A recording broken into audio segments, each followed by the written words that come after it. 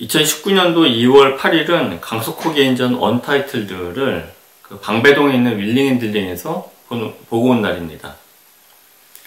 그날은 전시 오프닝 날이었는데 하객들, 손님들이 진짜 많이 있었어요. 전시의 일반적인 흐름, 전시의 일반적인 그림은 사람 얼굴에 정면하고 측면을 이렇게 포개 놓은 그 사이를 딱 그린 그런 그림의 연작들이 굉장히 많이 있었고, 그 밖에 몇 가지 드로잉 작업들이 이제 함께 있었어요. 근데 이걸 갖다 읽을 수 있는 포인트는 회화성이라고 생각이 돼요. 그러니까 회화라는 장르의 존재감을 새롭게 발견해내는 그런 그림이라고나 할까? 저는 그렇게 생각을 하면서 봤습니다. 그러니까 이 화가 강석호라는 작가에서 되게 중요한 부분 중에 하나가, 그러니까 어떤 전체 대상 가운데, 그러니까 사람의 인물이 있으면 전체 전신 혹은 상반신으로 얼굴이 있을 거 아니에요. 근데 그 가운데 일부를 선택하고 집중해서 이게 피사체로 골라낸다는 점 하나랑, 또 하나는 붓자국이에요. 붓자국이 아주 좀 남달라요. 붓자국이 이게 층층이 쌓여가지고 어떤 대상이 완성되는, 이 두 가지 점에 집중했다는 점에서 회화성을 갖다가 새롭게 발견해낸 전시라고 생각하면서 봤어요.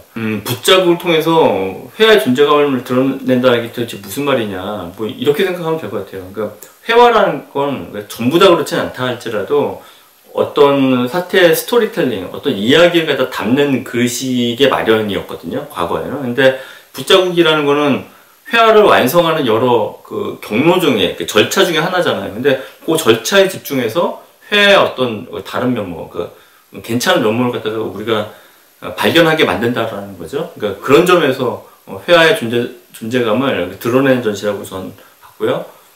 회화성을 갖다 드러내는 거다라고 생각하는 여러 가지 그 이유 가운데는 출품된 작품이랑 전시 제목도 이렇게 이유로 고를 수 있을 것 같아요. 출품된 작품 가운데 원근법을 약간 자의적으로 해석한 그림이 있어요. 이건 아주 놀라운 사실은 아닌데, 그 원근법이라는 거는 회화의 기교를 살린 아주 오래된 기술이잖아요.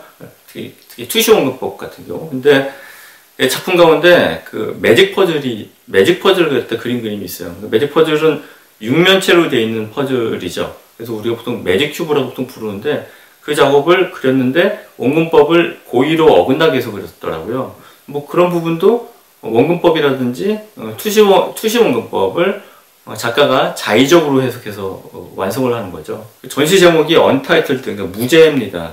한때 무제라는 제목은 개별적인 추상 작품 하나하나에 제목으로 아주 폭넓게 쓰였었어요. 무제.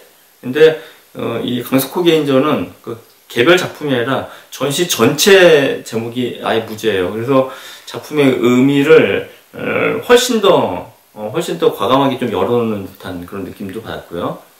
이 강석호의 작업을 회화성의 어떤 새로운 발견으로 이렇게 연결시켜서 생각하게 된 거는, 그 이전부터입니다. 근데 특히, 2년 전에, 그러니까 2017년도 6월부터 8월까지 예술의 전당 근처에 페리지 갤러리라는 곳이 있어요. 근데 거기서 강석호의 개인전, 디 아더라는 전시가 열렸었거든요.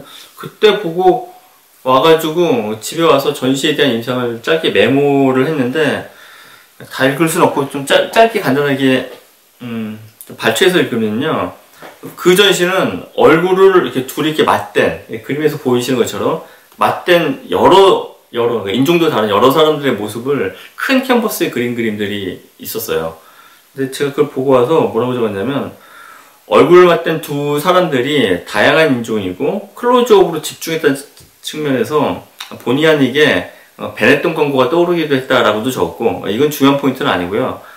뭐냐면 극사실적인 묘사가 아니라 거친 붓질로, 그러니까 세심한 붓질이 아니에요. 그래서 아주 정교하게 그 사람의 얼굴이나 피부를 갖다 드러낼 수는 없는 묘사법인데도 불구하고 남다른 어떤 사실성이 확 드러나더라고요. 이런 게 바로 회화성이구나 라는 생각을 그때 가졌던 것 같아요. 그래서 흡사, 그러니까 희미한 벽돌로 차곡차곡 쌓아 올려서 만들어진 얼굴의 벽이라고 제가 그때 표현했네요. 또 하나는 이번 전시에서도 그렇고 2년 전 페리지 개인전에서도 그렇고, 전체 가운데 일부를 꼽아가지고 부각시켜가지고 사람을 주목하게 만드는 거. 그래서 그림에 있어서 서사, 그러니까 이야기보다도 그림이 구성되는 여러 가지 방식들이 있잖아요. 근데 그 가운데 붓질, 완성되는 그 붓질에 집중해서 회화의 어떤 또 다른 면모를 갖다 발견하게 하는 점, 이 점이 강석호를 남다른 회화성과 연결시킬 수 있는 지점이라고 저는 생각을 해요. 그림 공부, 미술 공부를 좀 하신 분들은 클레멘트 그린버그라는 그 미술평론가를 아실 거예요. 근데 그분이 추상 미술을 지지했던 이유 중에 하나가 종래 회화, 종래 그림이 스토리텔링, 이야기를 담고 있기 때문에 이것은 그 미술성이 아니라 문학성이다. 그래서 미술의 순수성을 갖다 해친다라고 믿었어요. 사실 극단주의죠, 이 정도는. 근데 이 강석호의 그림도 꼭 그분의 이론을 갖다 지지해서 그런 건 아니라 할지라도 그림의 표면이 차지하는 비중, 그러니까 스토리텔링보다 그림의 그 표면이 차지하는 비중과 그 어떤 재료의 매체성, 그 회화를 알려라는 그 매체성이 얼마나 중요한지를 갖다 보여준다는 점에서는 본의 아니게 그린버그 이론하고도 맞닿는 부분이 있다라고 제가 그때 느꼈습니다. 그리고 그때 페리지 갤러리 그 위에 보면 이 강석호의 포트폴리오가 있었습니다. 근데 보니까 도시 풍경 가운데 특히 여성의 옷 혹은 이 뭐 사타구니 부분을 이렇게 크게 클로즈업해서 그린 그림들이 있었는데, 그것도 똑같이 전체 일부분 가운데 일부분을 뽑아가지고 그 전체 그림, 그러니까 우리나라 한국의 어떤 도시 풍경 혹은 우리나라 한국 사회에 있어서의 여성이 입고 다니는 어떤 옷차림의 어떤 전체 풍경이 있을 거 아니에요. 그 풍경을 그 전체 가운데 일부분을 갖다 뽑아가지고 드러냈다는 점에서는 이번 전시 혹은 이분의 작품 맥락하고도 딱 일관되게 연관되는 것 같다라고 느꼈습니다.